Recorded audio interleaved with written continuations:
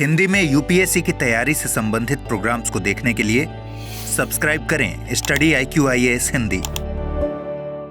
दोस्तों बहुत बहुत स्वागत है आप सबका स्टडी IQ-IAS हिंदी में। हमारे पहले एपिसोड को बहुत ज़्यादा प्यार देने के लिए बहुत शुक्रिया। पहले एपिसोड में हमने मुख्यतः बात की थी कि जब भारत आज़ाद नहीं हुआ था तो विचार के तौर पे स्वराज से डोमिनियन स्टेटस और डोमिनियन स्टेटस से पूर्ण स्वराज का जो वैचारिक सफर था और इस पे क्रांतिकारी एवं नेताओं का जो रुझान था उस पे हमने बात की थी। मैंने और पंकज सर ने हर आयाम को और वैचारिक आयाम को कवर करने का प्रयास किया था। आप उसको जरूर देखिएगा अगर आपने नहीं देखा है तो। आज हम बात करेंगे उस वैचारिक संघर्ष को जो उसके समानांतर हमको दिख रहा था। ध्यान रहे कि इस वीडियो सीरीज के द्वारा हम कोशिश करेंगे कि भारत की आज़ादी से जुड़े जो वैचारिक पर्सपेक्टिव हैं, जो दृष्टिकोण है, जो नए आयाम हैं, हम उन पे बात करें। मॉडर्न इंडियन हिस्ट्री के प्रारंभिक परीक्षा के जो प्रश्न आते हैं और जो मुख्य परीक्षा के प्रश्न आते हैं, बहुत से प्रश्नों का उत्तर आपको यहाँ पे मिल जाएगा। ठीक है, तो जब हम वैचारिक संघर्ष की बात करते हैं तो मुख्यतः हमको 3 आयाम दिखते हैं। इन आयामों पर बात करने से पहले एक बार हम लोग बात कर लेते हैं थोड़े से सफर की। अगर आप भारत के इतिहास से परिचित हैं तो एक चीज को बड़े अच्छे से आप जानते समझते होंगे कि किस प्रकार से भारत में एक सामाजिक संस्कृति रही थी। लेकिन जब भारत में अंग्रेज आए तो उन्होंने भारत में बहुत सारी चीजों को इस प्रकार से अप्लाई किया कि उसमें पाश्चात्य संस्कृति की झलक दिखती थी। ये विचारों के तहत भी मैं बता रहा हूं। लेकिन जब भारत में आंतरिक स्तर पे, राजनीतिक स्तर पे चेतना उत्पन्न हुई तो बहुत सारे विचार देखने को मिले। ठीक है, बहुत सारे आपको अलग अलग आयाम देखने को मिलेंगे। लेकिन जब हम 1920 के दशक की बात करते हैं, मैं अगर कहूं कि भारत की आज़ादी के लिए सबसे निर्णायक दशक था तो वो 1920 का दशक था। 1920 के दशक की अगर मैं बात करूं तो जो स्वतंत्रता की मांग थी वो एक अलग मोड़ पे आ गई थी। ठीक है, जहां पे बात जो थी वो कहां तक पहुंच गई थी कि हम किस प्रकार से ब्रिटिश शासन को उखाड़ फेंके, उसको हटाने की बात हो रही थी। और आजादी के बाद का भारत कैसे होगा इस पे बहुत ज्यादा चर्चा हो रही थी। लिबरल होगा, है ना, उदारवादी होगा, समाजवादी होगा, क्रांतिकारी होगा या क्रांतिकारी समाजवादी होगा, किस प्रकार का होगा, बहुत सारी विचारधाराएं थी। उधर रूस की क्रांति हो चुकी थी, प्रथम विश्व युद्ध का पटाक्षेप हो चुका था। भारत में प्रमुख स्तर पे एक बड़ा आंदोलन यानी कि नॉन कॉपरेशन मूवमेंट हो चुका था। बहुत से बदलावों को देखा जा चुका था। गांधी जी के नॉन कॉपरेशन मूवमेंट के बाद जो युवा वर्ग था उसको उससे हटते भी हमने देखा था। लेकिन आज हम जिस दिशा में बात करेंगे वहां पे हम बेसिकली उदारवाद, समाजवाद और जो क्रांतिकारी राष्ट्रवाद है, हम उसकी दिशा में हम लोग बात करेंगे। तो जब आजादी के बाद का भारत कैसा होगा ये सवाल उठ रहा था तो बेसिकली 3 प्रकार के रुझान आपको देखने को मिलते हैं। वो रुझान क्या क्या है उस पर भी बात कर लेते हैं। ठीक है, जो 3 प्रमुख रुझान है उनमें सबसे पहला क्या था, जो उदारवाद की बात करता है, लिबरलिज्म, संवैधानिक सुधार और लोकतांत्रिक ढांचा। अगर आप कांग्रेस को शुरुआत से समझ रहे होंगे तो जब हम मॉडरेट्स की बात करते हैं, ठीक है, नरम दल गरम दल में जो नरम दल वाले थे, जब हम उनकी बात करते हैं तो वो कहीं ना कहीं संवैधानिक सुधार और लोकतांत्रिक तरीके पे ज्यादा यकीन करते थे। और यही बात है कि भारत में बहुत हलचल होने के बाद भी जब भारत के लोगों को मनमाफिक लोकतांत्रिक वाइब या फील नहीं दिख रही थी तो बहुत विरोध हुआ, नेताओं के स्तर पर बड़ा विरोध हुआ। हम 1919 के सुधार को देखते हैं, साइमन कमीशन के विरोध को देखते हैं और फिर नेहरू रिपोर्ट को देखते हैं। ये जो नेहरू रिपोर्ट की मैं बात करता कल के वीडियो में मैंने बात की थी, उस नेहरू रिपोर्ट को अगर आप देखेंगे तो एक बड़े प्रबुद्ध वर्ग ने उस रिपोर्ट को तैयार किया था और उसी पार्टी, जिस पार्टी के ये लोग थे, उसी पार्टी के जो युवा वर्ग थे उन्होंने उसका विरोध भी किया था। खैर, तो उदारवाद, ठीक है, उसके अलावा समाजवाद यानी सोशलिज्म जो आर्थिक सामाजिक बराबरी पर आधारित था। ठीक है, जरा मुझे बताना डीपीएसपी में किस प्रकार का समाजवाद हमको देखने को मिलता है या किस प्रकार का देखने को मिलता है, कमेंट बॉक्स में बताना। चलो, अगला था क्रांतिकारी राष्ट्रवाद यानी कि रिवोल्यूशनरी नेशनलिज्म, और इस पर बड़ी बात होती है, इस पर भी आज बात करेंगे। ठीक है, तो जो पहला जो पॉइंट है जिसमें हमको बात करनी है वो उदारवाद का है। क्योंकि जब आप नेहरू रिपोर्ट को देखते हैं, दिसंबर 1927 में मद्रास में जो कांग्रेस का अधिवेशन होता है वहां पे एक उपसमिति बनती है कांग्रेस के द्वारा। उस उपसमिति के द्वारा एक रिपोर्ट प्रस्तुत की जाती है कि भारत में संवैधानिक सुधारों के लिए कि हम कुछ बात करेंगे। उसको लीड करते हैं आदरणीय मोतीलाल नेहरू जी, जो जवाहरलाल नेहरू जी के पिताजी थे। बहुत सारे लोग जुड़ते हैं, जो उदारवादी सोच के थे, जैसे टीबी सप्रू। अगर आप प्रयागराज में रहते हो तो वहाँ पे एक अस्पताल है जिसको बेली अस्पताल कहा जाता है। बेसिकली उसका नाम तेज बहादुर सप्रू अस्पताल है। बड़े क्रांतिकारी थे, अच्छे वकील थे। तो तेज बहादुर सप्रू, मोतीलाल नेहरू जैसे जो उदारवादी नेता थे, उन्होंने नेहरू रिपोर्ट को ड्राफ्ट किया। उनका ये मानना था कि अगर हम भारत में इस प्रकार से एक शासन की मांग करें जो डोमिनियन स्टेटस के तहत हो। डोमिनियन स्टेटस क्या है, कल मैंने बताया था, पुनः बता देता हूं। ब्रिटिश कॉमनवेल्थ का हिस्सा रहते हुए आंतरिक स्वायत्तता, ध्यान रखिएगा, आंतरिक स्वायत्तता, बाह्य स्वायत्तता नहीं। कल हमने स्वायत्तता की बात मैंने ही की थी, तो आपने उसमें देखा होगा कि मैंने बताया था कि जो देश के अंदर के अफेयर्स है वो भारत संभालेगा, लेकिन बाहर के अफेयर्स भारत नहीं संभालेगा। कनाडा वगैरह में इस प्रकार की चीजें चल रही थी। तो इन्होंने इसकी बात की। क्यों बात की, इसमें भी हम आ जाते हैं। यह दृष्टिकोण संवैधानिक तरीकों से बदलाव पर भरोसा करता था। क्यों? क्योंकि यह हिंसक टकराव को टालना चाहता था। जो मॉडरेट्स थे कहीं ना कहीं वो भी इसी लाइन पे आगे बढ़ते हैं। जब हम नरम दल बनाम गरम दल के विवाद को देखते हैं, मॉडरेट्स भी इसी लाइन पे आगे बढ़ते हैं। वो हिंसक डायरेक्शन में नहीं जाना चाहते थे, क्योंकि हम जब राष्ट्रवाद, क्रांतिकारी राष्ट्रवाद की बात करते हैं तो क्रांतिकारी राष्ट्रवाद 1920 के दशक में बेशक देखने को मिला, लेकिन 1897 में जब हम चाफेकर बंधुओं को देखते हैं, ठीक है, चाफेकर बंधुओं को देखते हैं, उसके बाद हम जब युगांतर की बात करते हैं, हम अभिनव भारत सोसाइटी की बात करते हैं, हम हर जगह क्रांतिकारी राष्ट्रवाद को देखते हैं। लेकिन फिर कहीं ना कहीं गांधी जी जब आते हैं, मॉडरेट्स थोड़े से हावी होते हैं। और इवन कांग्रेस में जो एक उम्रदराज कांग्रेसी नेता थे, जैसे सी आर दास की बात कर लेते हैं, मोतीलाल नेहरू जी की बात कर लेते हैं, ये इस प्रकार के जो नेता थे, या विट्ठल भाई पटेल साहब की बात कर लेते हैं, इस प्रकार के नेता थोड़े उदारवादी सोच के थे। इनका कहना था कि शुरुआत जो आज़ादी के तौर पे है वो डोमिनेंट स्टेटस पे सेटिस्फाइड थे। उदारवादी जो तरीके थे उस पर सेटिस्फाइड थे। वो बहुत ज़्यादा विस्तारित रूप से उस समय नहीं सोच रहे थे निश्चित तौर पे, और इसी कारण उनको विरोध भी यहाँ पे सहना पड़ा। आलोचना बहुत से युवा नेता, खुद जवाहरलाल नेहरू, सुभाष चंद्र बोस, सरदार वल्लभ भाई पटेल, इन सब नेताओं ने आलोचना भी की कि भाई अगर भारत जैसा देश बाह्य स्तर पे अगर वो स्वायत्त नहीं है तो किस प्रकार से वो अपनी जड़ें मजबूत कर पाएगा अन्य देशों के साथ में, नहीं हो पाएंगी ना। तो कहीं ना कहीं आधी आज़ादी माना गया उन लोगों के द्वारा जो विरोध करते हैं नेहरू रिपोर्ट का। और नेहरू रिपोर्ट की विरोध होने के बाद आप देखेंगे कि भारत में, अगर थोड़ा समय आगे की बात करूं तो आपको एक विशेष पॉइंट दिखता है जहां पे एक प्रकार का समाजवाद जो था वो डेवलप हो रहा था। हम आएंगे उस पर, ठीक है। अगर हम इसका उदारवाद का विश्लेषण करें, समाजवाद पे पंकज सर उस पर बात करेंगे। अगर हम उदारवाद की बात करें तो 2-3 चीजें हैं, लिखी हुई हैं बड़े स्पष्ट तरीके से, मैं तुमको समझा देता हूं। यह अंतर्राष्ट्रीय राजनीति में भारत को शांत प्रिय और तार्किक वार्ताकार के रूप में पेश करना चाहते थे। अंतर्राष्ट्रीय राजनीति में मतलब ये बताना कि एक देश जो ब्रिटिश कॉमनवेल्थ का पार्ट है वो बड़ा ही शांति प्रिय देश है और वो तार्किक रूप से अपने अधिकारों को प्राप्त करना चाहता है। और वो अधिकारों के लिए किसकी तरफ देख रहा है? ब्रिटिश सत्ता की तरफ देख रहा है। इसीलिए बाह्य स्वायत्तता संभव नहीं थी वहां पे। दूसरी बात क्या है, जिससे ब्रिटिश साम्राज्य के भीतर सहानुभूति मिल सकती थी, क्योंकि यार वो हमारे लिए थोड़ा सा देवान तब हो जाते जब हम कुछ ऐसी स्कीम बनाते कि उनका भी फायदा होता, हमारा भी फायदा होता। बेसिकली ये थोड़ा सा झुक जाने वाली बात थी। इसकी सीमा यह थी कि ब्रिटिश साम्राज्य की मूल शक्ति संरचना को चुनौती नहीं देता था। अल्टीमेटली एक्सटर्नल अफेयर्स तो इनके पास ही रहेगा ना, ब्रिटिशर्स के पास में, तो कंट्रोल तो आपके पास में, अंदर जितना आपको घूमना है घूम लो, धमा चौकड़ी कर लो सारी, लेकिन चीजें तो ब्रिटिशर्स के पास में रहेंगी। यही बात, इसी को जो नए समाजवादी नेता कांग्रेस में निकल रहे थे, जैसे चाहे सुभाष चंद्र बोस की बात कर लें, जवाहरलाल नेहरू की बात कर लें, हम बात कर लें पटेल साहब की, ये सभी आधी आज़ादी कहते हैं और वे नए प्रकार के समाजवाद की तरफ जाते हैं, जिसके बारे में पंकज सर बात करेंगे। तो स्टूडेंट्स, आप समझ गए होंगे हम उन विचारधाराओं पर चर्चा कर रहे हैं जिन विचारधाराओं ने भारत के स्वतंत्रता आंदोलन को स्वरूप प्रदान किया। ये वे बीज थे जिनके कारण हमारा स्वतंत्रता का यह स्वरूप 1947 में हमारे सामने आया। आप सोचिए कि क्या आज़ादी सिर्फ झंडा फहराने का नाम है? नहीं। अगर आज़ादी का सही मतलब निकालें तो आज़ादी का मतलब है हर व्यक्ति के जीवन में बराबरी, सम्मान और अवसर। लेकिन सवाल यह है कि 1947 में अगर हमें सिर्फ राजनीतिक आज़ादी मिलती और सामाजिक आर्थिक ढांचा वही रहता जो ब्रिटिशर्स छोड़कर गए थे, तो क्या सच में हम पूरी आज़ादी प्राप्त करते? शायद नहीं।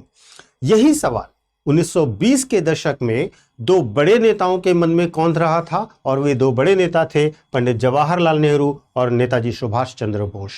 इन दोनों की नज़र सिर्फ ब्रिटिश हटाओ पर नहीं थी, उनकी नज़र एक नए भारत के निर्माण पर थी। एक ऐसा भारत जो कि समाजवादी भारत हो, जो कि गरीबी, भूख, असमानता इन सब से मुक्त भारत हो। हमें इन दोनों नेताओं के दृष्टिकोण यानी कि समाजवाद के दृष्टिकोण को भी समझना होगा, जिसने हमारी आज़ादी की लड़ाई को एक नया स्वरूप प्रदान किया। तो अगर हम बात करें बिल्कुल शुरुआत में पंडित जवाहरलाल नेहरू की, तो पंडित जवाहरलाल नेहरू अपनी युवावस्था में और उस युवावस्था के दौरान उनके अन्य जो यूरोप के अनुभव रहे, उन्होंने बहुत बड़ा रोल निभाया उनकी समाजवाद की अवधारणा को लेकर। नेहरू जी ने कैम्ब्रिज और लंदन में पढ़ाई के दौरान जो यूरोप की राजनीति थी उसको बहुत करीब से देखा। 1927 में वे एक सोशलिस्ट कॉन्फ्रेंस को अटेंड करने जाते हैं और ये गए ब्रुसेल्स में, और ये वहां पर एक समिट हो रहा था लीग अगेंस्ट इंपीरियलिज्म का। उस लीग अगेंस्ट इंपीरियलिज्म का अनुभव किया और उसके साथ साथ वहां पर वे कई समाजवादी नेताओं से मिलते हैं और समाजवाद की अवधारणा को बहुत बेहतर ढंग से समझने का प्रयास करते हैं। उनकी सोच पर सोवियत संघ का प्रभाव भी बहुत स्पष्ट दिखाई देता है। वास्तव में 1927-28 में ही नेहरू जी यूएसएसआर जाते हैं और इस यूएसएसआर की यात्रा में वे पाते हैं कि योजनाबद्ध अर्थव्यवस्था यानी कि जो प्लान्ड इकोनॉमी का सिस्टम है वो बहुत बेहतर रहेगा भारत जैसे विशाल और गरीब देश के लिए, जहां पर राज्य नियंत्रित औद्योगिकरण करना भी आवश्यक होगा। इसके साथ साथ अगर नेहरू जी समाजवाद के उस दृष्टिकोण के साथ आगे बढ़ते हुए देखे जाएं तो 1928 में जब नेहरू रिपोर्ट आती है, पंडित मोतीलाल नेहरू वाली नेहरू रिपोर्ट आती है, तो उन्होंने उस रिपोर्ट पर असहमति जताई और डोमिनियन स्टेटस को अधूरी आज़ादी माना।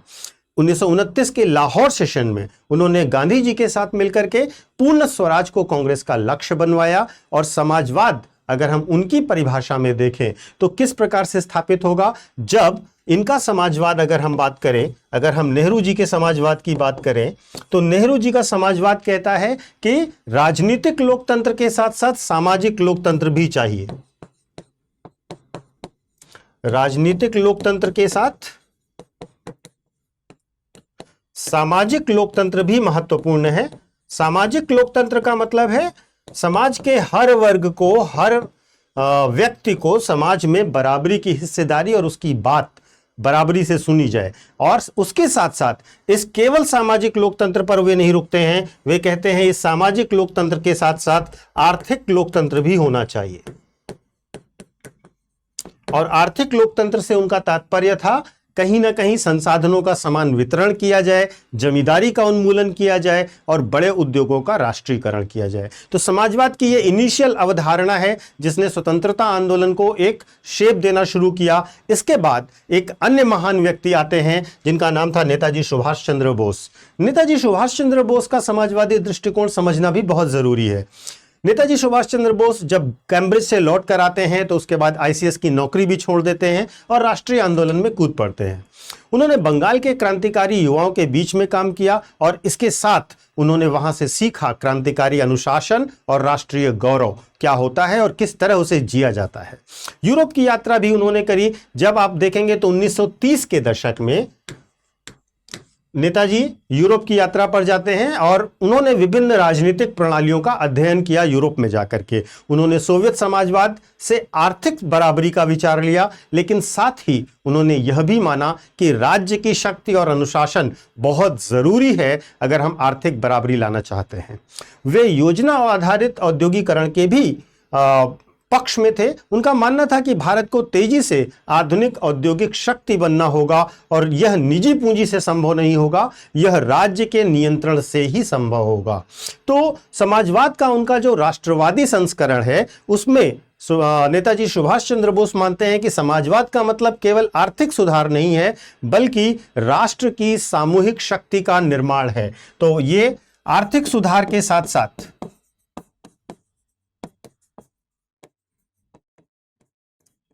राष्ट्र की सामूहिक शक्ति के निर्माण पर अपने विचार रखते हैं और समाजवाद को इसी नजरिए से देखते हैं। इन्होंने सामाजिक जो सोच रखी आर्थिक और राजनीतिक लोकतंत्र के साथ साथ वो बहुत महत्वपूर्ण थी। वास्तव में 1928 में जब नेहरू रिपोर्ट आई तो जवाहरलाल नेहरू के साथ साथ नेताजी भी बहुत निराश हुए, यहां तक कि सभी युवा नेता निराश हुए, क्योंकि उसमें आर्थिक बराबरी के एंगल को इग्नोर किया गया था। अब अहम सवाल यह था कि पहले राजनीतिक आजादी ली जाए या बाद में आर्थिक सुधार किए जाए, या दोनों को साथ साथ लाया जाए। नेताजी सुभाष चंद्र बोस और पंडित नेहरू दोनों का झुकाव यह था कि आर्थिक बराबरी और आर्थिक सुधार और राजनीतिक आजादी दोनों साथ साथ आने चाहिए। 1920 के अंत तक अगर हम बात करें तो 1920 के दशक के अंत तक अगर हम बात करें तो जवाहरलाल नेहरू और सुभाष चंद्र बोस की समाजवादी सोच ने भारतीय स्वतंत्रता संग्राम को सिर्फ एक राजनीतिक आंदोलन नहीं रहने दिया, उसे एक आर्थिक और सामाजिक क्रांति का सपना बना दिया था। ये बहुत महत्वपूर्ण चेंज है, ये बड़ा सिग्निफिकेंट शिफ्ट है पूरे आजादी के मूवमेंट का। और अब हम ये मानते हैं कि वो जो दृष्टिकोण था उसने समानता, कल्याणकारी योजनाओं और इस तरीके की जो घटनाएं आप आज के समय में देखते हैं उन पर कहीं ना कहीं नेहरू जी और बोस जी की इस सोच का असर बहुत क्लियर दिखाई देता है। लेकिन इससे आगे बढ़ते हैं और इससे आगे जब हम समाजवाद से आगे बढ़ेंगे तो अगली पीढ़ी पर, अगले स्टेज पे देखेंगे तो किस प्रकार से अन्य विचारधाराओं ने हमारी आजादी की लड़ाई को आकार दिया। दोस्तों, ये तो उदारवाद की बात की जाए, समाजवाद की बात की जाए, बड़े मुखर रूप से भारत के संस्कृति का हिस्सा भी रहे। लेकिन एक टर्म जो कॉइन हुआ क्रांतिकारी राष्ट्रवाद, रिवॉल्यूशनरी नेशनलिज्म का, वो अपने आप में बहुत स्पेशल था। 1920 के दशक में सबसे प्रमुखता से भारत में दिखता है, लेकिन उसके पहले भी आपको भारत में दिखेगा। 1897 में जब आप चाफेकर बंधुओं को देखते हैं, ठीक है, जब वो आयन रैंड और एमहर्स्ट जैसे अधिकारियों को मार देते हैं, वहां पे हमको क्रांतिकारी राष्ट्रवाद देखने को मिलता है। युगांतर 1906 में, उसमें युगांतर पत्रिका में लिखा था कि भारत में जो 30 करोड़ लोग रह रहे हैं, अगर वो उत्पीड़न से बचना चाहते हो तो अपने 60 करोड़ हाथ खोल लें। इसका मतलब कहीं ना कहीं एक प्रकार का क्रांतिकारी राष्ट्रवाद वहाँ पे भी देखने को मिलता है। हम अभिनव भारत सोसाइटी की बात करते हैं, विनायक दामोदर सावरकर साहब की बात करते हैं, गणेश दामोदर सावरकर जो उनके भाई थे, जिनके साथ इन्होंने इसकी स्थापना की थी। और ये अभिनव भारत सोसाइटी में जो अभिनव भारत था, आपने अगर नाम सुना हो तो ग्यूसेप मात्सनी का नाम सुना होगा, उनका यंग इटली करके इसी प्रकार का संगठन था, उसके आधार पर इन्होंने बनाया था। कहीं ना कहीं ये भी क्रांतिकारी राष्ट्रवाद के नज़रिए से था। आप साउथ में अगर चले जाएं तो आपको भारत माता एसोसिएशन देखने को मिलता है, जहाँ पे आपको नीलकंठ ब्रह्मचारी, वांची अय्यर मद्रास में इसकी स्थापना करते दिखते हैं। तो पूरे भारत में अलग अलग जगह पे, बंगाल में, हर जगह पे आपको, इवन मैंने एक शॉट किया है, आप ज़रूर देखिएगा खुदीराम बोस पे। तो भारत के हर क्षेत्र में, पूर्वी भारत हो, पश्चिमी भारत हो, केंद्रीय भारत हो, दक्षिणी भारत हो, कहीं ना कहीं राष्ट्रवाद के पुट देखने को मिलते हैं। पर सबसे सशक्त तरीके से जो राष्ट्रवाद, क्रांतिकारी राष्ट्रवाद देखने को मिलता है वो 1920 के दशक में मिलता है, जब नॉन कॉपरेशन मूवमेंट के बाद जो भारत के युवा थे एकदम से स्टॉप किए जाने पे, आंदोलन को एकदम से रोक दिए जाने पे नाराज हो गए थे, और भारत में हिंदुस्तान रिपब्लिकन एसोसिएशन देखने को मिलता है।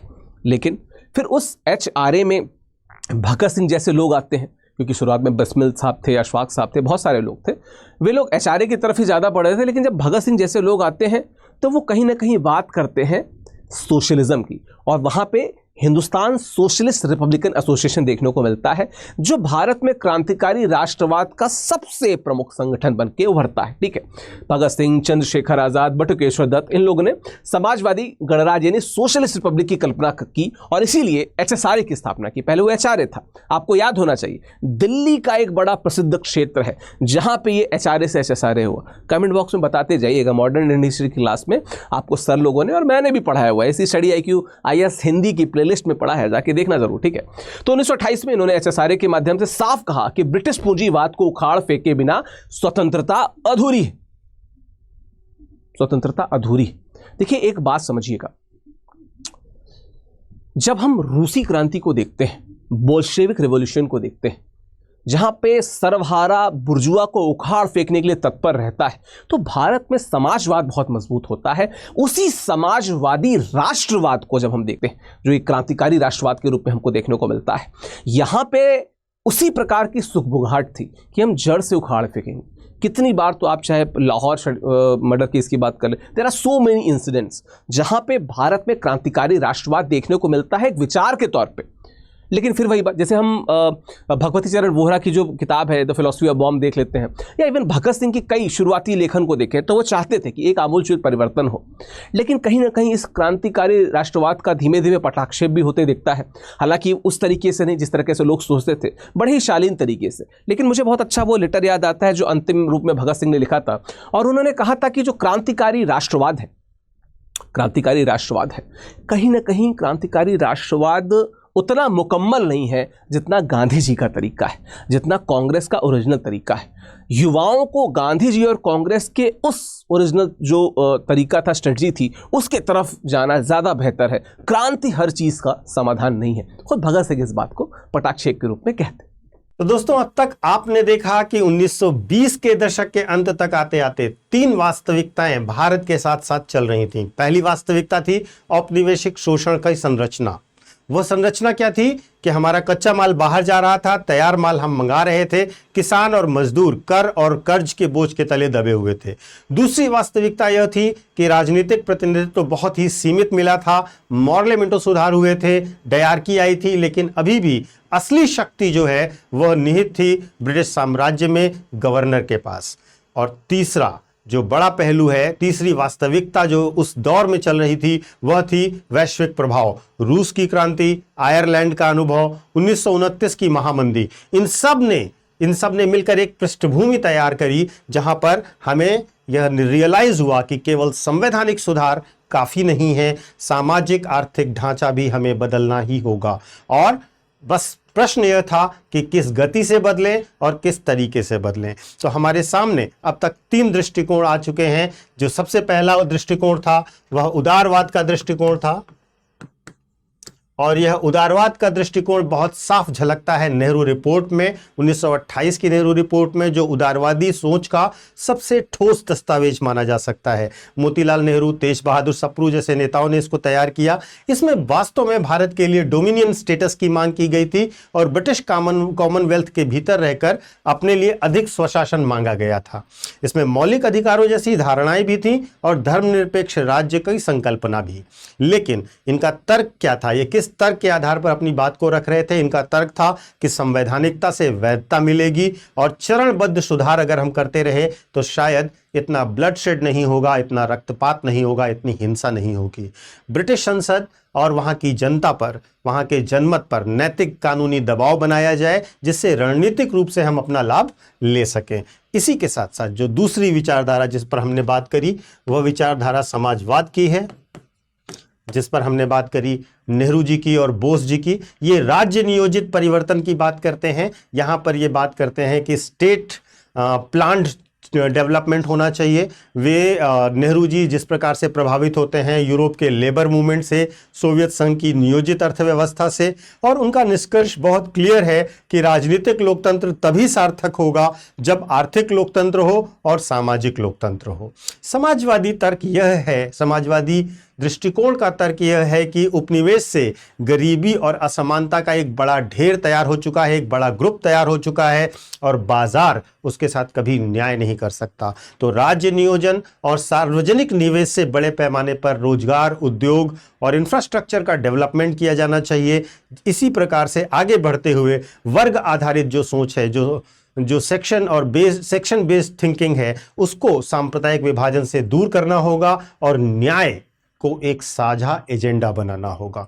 तीसरा दृष्टिकोण जो बहुत महत्वपूर्ण है, तीसरी विचारधारा, वह है क्रांतिकारी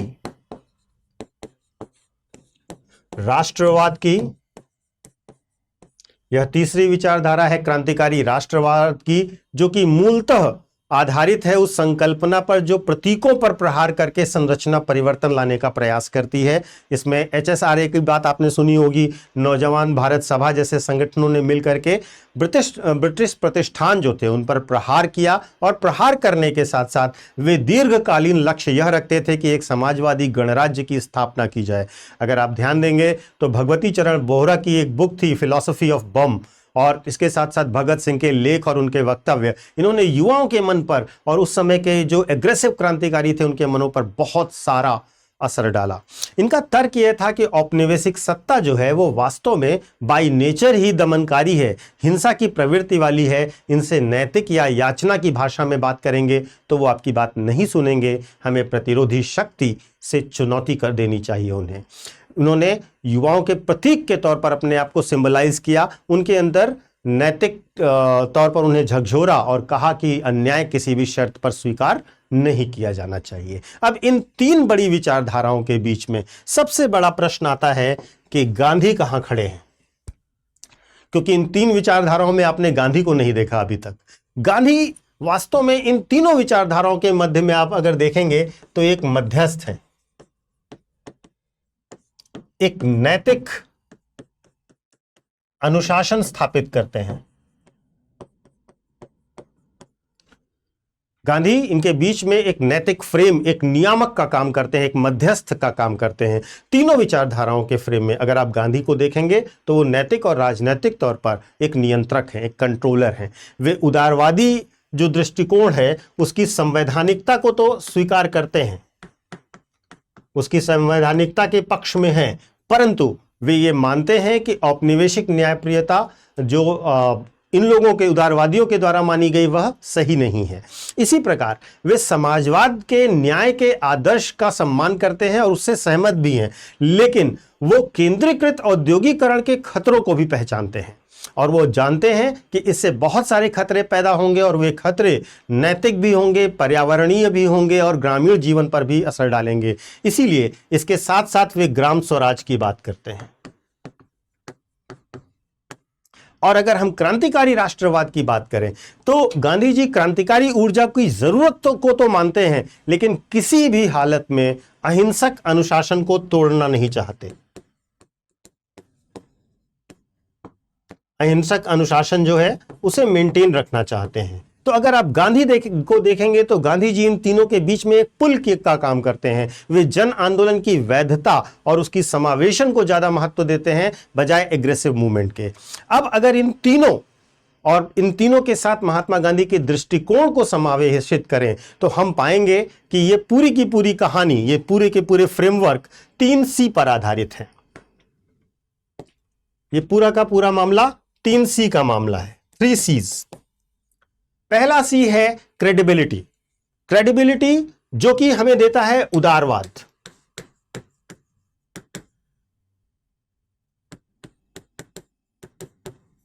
उदारवाद से हमें क्रेडिबिलिटी मिलती है, पूरी दुनिया मानती है कि भारत लोकतांत्रिक संवैधानिक रास्ता चुन रहा है। दूसरा है कैपेसिटी, और यह अवधारणा हमें मिलती है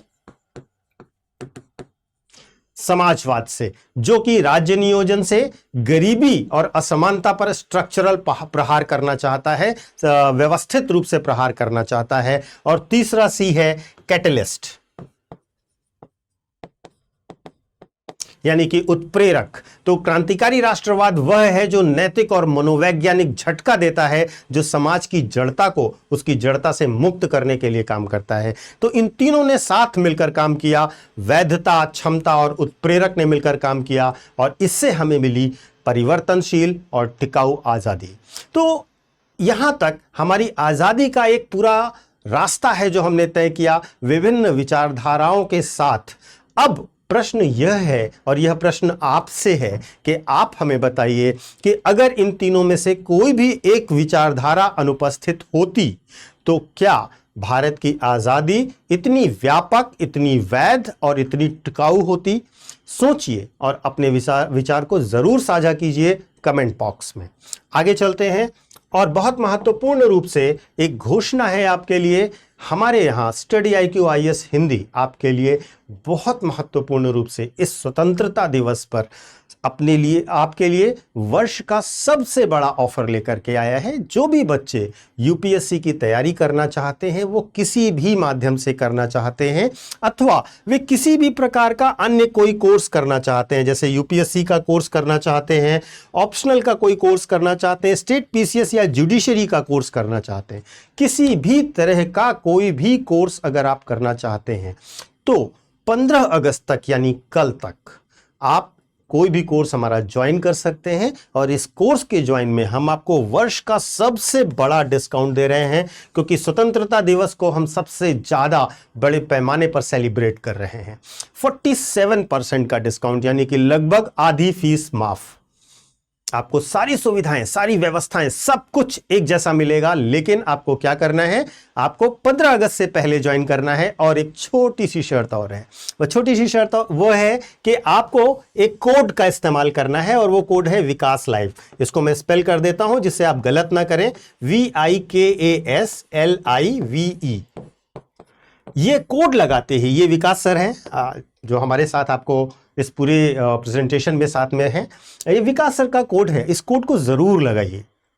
इस कोड को लगाते ही आपको ये डिस्काउंट तुरंत ही वैलिड तौर पर मिल जाएगा। आप कोई भी कोर्स लें तो आप अब देर मत कीजिए, क्योंकि 15 अगस्त बीत जाने के बाद सिर्फ आप सोचेंगे कि शायद इतने सस्ते में हमने ये कोर्स ले लिया होता। जरूर लीजिए और सारी सुविधाएं, सारी व्यवस्थाएं आपके लिए सेम रहेंगी, केवल डिस्काउंट आपको ज्यादा मिल रहा है। विकास लाइव कोड को जरूर याद रखिएगा, इसे भूलिएगा नहीं। Thank you so much.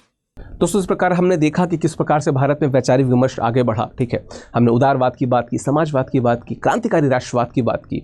आशा करते हैं आपको समझ में आया होगा। पंकज सर ने बहुत अच्छे से बाकी बातों को रखा। बताता चलूँ, 15 अगस्त पास में है, कल 15 अगस्त है। 1947 को भारत आज़ाद हुआ था।